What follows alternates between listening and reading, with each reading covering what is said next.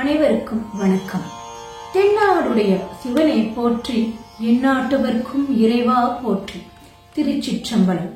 திருவெம்பாவை பாடல் 15. இறைவன் நம்மை ஆட்கொள்ள வேண்டுமென்றால் நாம் பாட வேண்டிய பாடல் இது.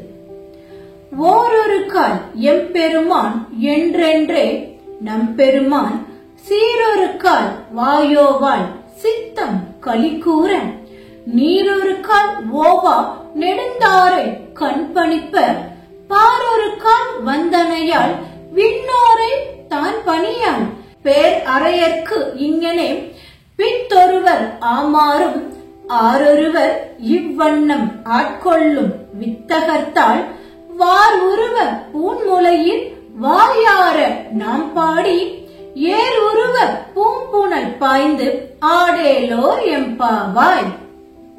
சமயக்குரவர் நால்வர் திருஞான சம்பந்தர், திருநாவுக்கரசர், சுந்தரர், மாணிக்க வாசகர். இந்த நால்வருள் அழுது அழுது அடியடைந்த பெருமாள் என்றால் அவர் மாணிக்க வாசகர் தான். அப்படிப்பட்டவருடைய பாடல் எப்படி இருக்கும்?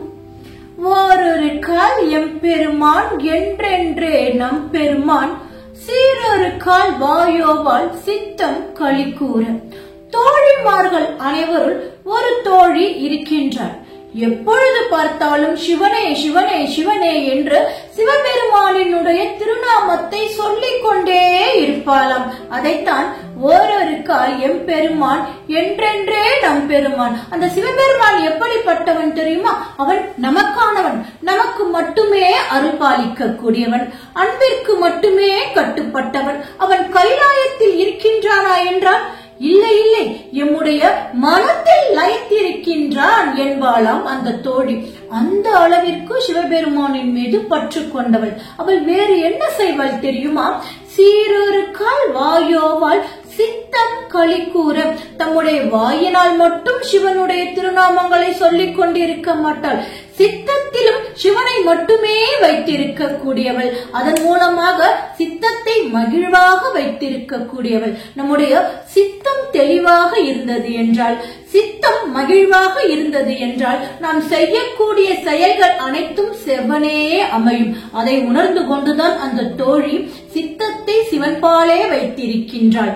சீரொரு கால் வாயோவால் சித்தம் களிக்கூற நீரொரு கால் ஓவா நெடுந்தாரை கண்பணிப்ப. அவள் திடீரென சிவநாமத்தை சொல்லிக்கொண்டே இருப்பாளாம். கண்களில் இருந்து அருவி போல கண்ணீர் பெருகி ஓடிக்கொண்டே இருக்குமாம். எப்படி மாணிக்க வாசகர் ஞான நெறியை திருப்பெருந்துறையில் பெற்றவுடன் அவருடைய கண்களில் இருந்து நீர் அருவி போல கொட்டினவோ, அதுபோல சிவனே சிவனே என்று சிவனுடைய திருநாமங்களை சொல்லிக் கொண்டும் சித்தத்தை சிவன்பால் வைத்துக் கொண்டிருக்கக்கூடிய இந்த தோழி திடீரென அழுது கொண்டே இருப்பாளாம். சிவனே சிவனே என அவள் கண்களில் இருந்து வெள்ளம் போல் பெருக்கெடுத்து ஓடுமாம். நீரொரு கால் ஓவா நெடுந்தாரை கண்பணிப்ப. நெடுந்தாரை தாரை தாரையாக அழுவது என்பார்கள் அல்லவா? அதுபோல சிவனை நினைத்துக் கொண்டு அவள் அழுது கொண்டே இருப்பாளாம். சரி, அவள் அப்படி அழுவதற்கான காரணம் என்ன? பெறுதற்கரிய பிறவி என்று இந்த மனித பிறவியை அனைவரும் சொன்னாலும் கூட இதுவா உயர்ந்தது? நிச்சயமாக இல்லை. எம்பெருமானை விட்டு, எம்பெருமானாக இருக்கக்கூடிய பரமாத்மாவை விட்டு இந்த ஜீவாத்மா பூமிக்கு வந்திருக்கின்றதே. எனக்கு இது வேண்டாம், எனக்கு இந்த வாழ்க்கை வேண்டாம், எனக்கு பரமாத்மா தான் வேண்டும் என்பது போல அந்த ஜீவாத்மா அழுது கொண்டே இருக்கின்றதாம். அதைத்தான் இந்த தோழியின் மூலமாக மாணிக்க வாசகர் இங்கு வெளிப்படுத்துகின்றார். நீரொரு கால் ஓவா நெடுந்தாரை கண்பணிப்ப பாரொரு கால் வந்தனையால் விண்ணோரை தான் பணியாள். மேலும் அந்த பெண் எப்படிப்பட்டவள் தெரியுமா? சிவபெருமானை மட்டுமே வணங்கக்கூடியவள். வேறு எந்த தேவர்களையும் அவள் வழிபட மாட்டாள். அதைத்தான் இங்கு மணிவாசகர் விண்ணோரை தான் பணியாள் என்கின்றார். பேர் அறையற்கு இங்கனே பித்தொருவர் ஆமாறும். பேர் அறையர், அறையன் என்றால் அரசன், பேரறையர், இந்த உலகத்திற்கே பேரரசனாக இருக்கக்கூடியவன் சிவபெருமான். அந்த சிவபெருமானிடத்து பித்தனாக இருக்கக்கூடியவளாம் இந்த தோழி. ஒரு முறை சுந்தரர் சிவபெருமானை பார்த்து பித்தா என்பார். அவருடைய முதல் பதிகமும் அதுதான். பித்தா பிறைசூடி பெருமானே அருளாளா, பித்தனாக இருக்கக்கூடிய சிவபெருமானே என்று சுந்தரர் அழைப்பது போல சுந்தரர் என்னவோ சிவபெருமானே பித்தன் என்றார். ஆனால் இங்கு இருக்கக்கூடிய பெண்ணோ சிவபெருமானிடத்து பித்தனாக இருக்கின்றாள். அதைத்தான் மணிவாசகர் பேரறையர்க்கு இங்கனே பித்தொருவர் ஆமாறும், சிவபெருமான் தான் அனைத்தும். பித்து என்றால் ஏதேனும் ஒரு செயலில் மட்டுமே தன்னுடைய மனதை செலுத்துவது, அதுதான் பித்தன் என்று பொருள். அப்படி என்றால் இந்த பெண் சிவனிடத்து மட்டுமே தன்னுடைய மனதை செலுத்துகின்றாள். எனவே பித்தன் என்கின்றார் மாணிக்க வாசகர்.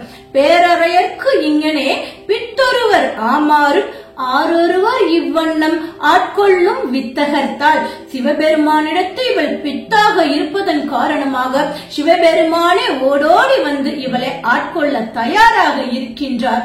எனவே வாருருவ பூன்முலையில் வாயார நாம் பாடி ஏறுருவ பூம்புணல் பாய்ந்து ஆடேலோர் எம்பாவாய். இவள் சிவனிடத்து இந்த அளவிற்கு அன்புடையவளாக இருப்பதன் காரணமாக சிவபெருமான் இவளுக்கு அருள் புரிவதற்காக காத்து கொண்டிருக்கின்றான். எனவே அழகிய அணிகலன்களை எல்லாம் திருத்தமாக அணிந்திருக்கக்கூடிய பெண்களே, நாமும் சிவனிடத்து நம்முடைய பக்தியை செலுத்தி அவனை வழிபட்டு அவனை சென்றடைவோம் என்பதாக இந்த பாடலானது அமைந்திருக்கின்றது. மீண்டும் 16ஆம் பாடலில் மீண்டும் சந்திப்போம். நன்றி, வணக்கம்.